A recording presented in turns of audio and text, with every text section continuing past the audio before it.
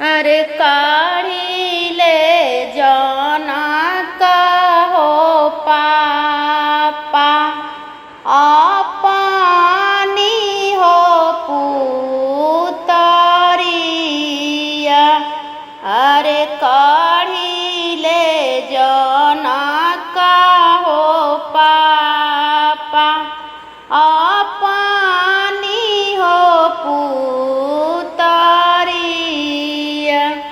अरे देखी ले दशरथ हो समाधि गिरे ले मुरु हो छाई के। अरे कथिए खियवनिए समाधि कथिए हो पियवनी। अरे कहाँ में रखनिए समाधि ऐसन सुंदर हो धियावा। अरे खोए खियवनिए समाधि दूधावे हो पियवनी। अरे सोने पिजड़ा रखनिए समाधि सिया ऐसन हो धियावा।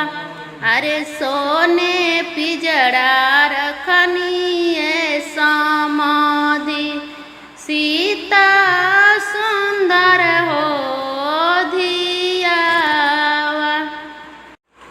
अरे काढ़ी ले जाना का हो पापा पानी हो पुतरिया।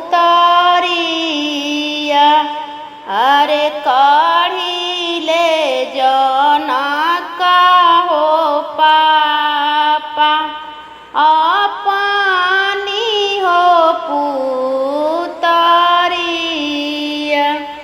अरे देखी ले दशरथ हो समाधि गिरे ले मुरु हो छाई के।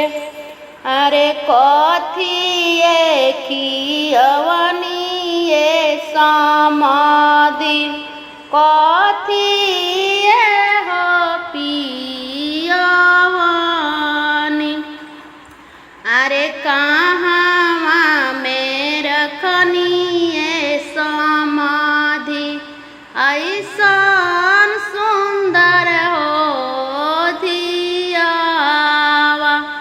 अरे खोए खियवनिए समाधि दूधावे हो पियवनी।